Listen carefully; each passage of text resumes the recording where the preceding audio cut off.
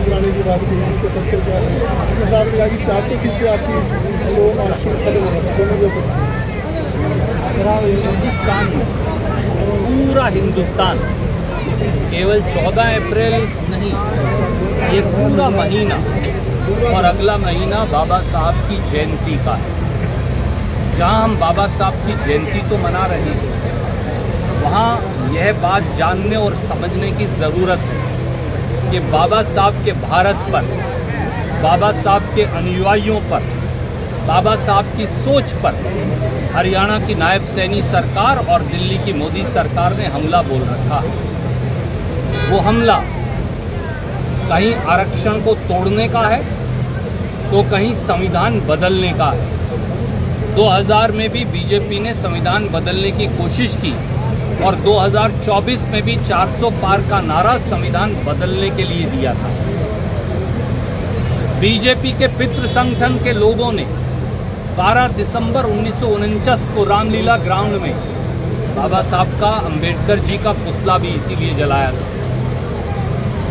इनकी मानसिकता ही दलित और गरीब विरोधी है।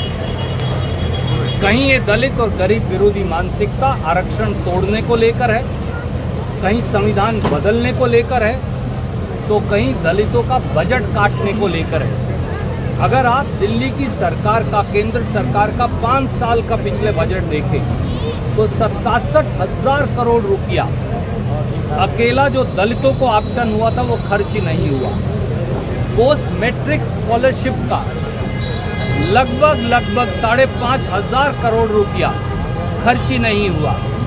पीएम अजय जो दलित समाज के लिए योजना बनाई थी बड़े शानो शौकत से, उसका 5,101 करोड़ खर्च नहीं हुआ। बड़े मियाँ तो बड़े मियाँ, छोटे मियाँ सुभान अल्लाह।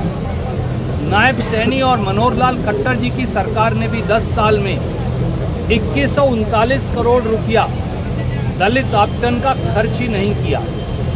और अब ये HKRN में रिजर्वेशन खत्म करके, आउटसोर्सिंग और ठेकेदारी में रिजर्वेशन खत्म करके और HPSC और HSSC में दलित समाज के बच्चों को अधिक नंबर लाने पर जनरल कैटेगरी में ना कंसीडर करके ये एक बार फिर दलितों के ऊपर हमला बोल रहे हैं। शायद इसीलिए 17 दिसंबर 2024 को अमित शाह जी ने राज्यसभा में बाबा साहब अंबेडकर और उनके अनुयायियों का अपमान किया। शायद इसीलिए योगी आदित्यनाथ जब हमारे मुशाहर समाज के दलित साथी उनसे मिलने जाते हैं तो वो उन्हें पहले साबुन से नहलवाते हैं और उन पर इत्र छिड़कवाते हैं। इसीलिए येदियुरप्पा दलित के घर में खाना खाना उचित नहीं समझते। ये वो लोग हैं जिनकी मानसिकता और सोच अंबेडकर विरोधी है। दलित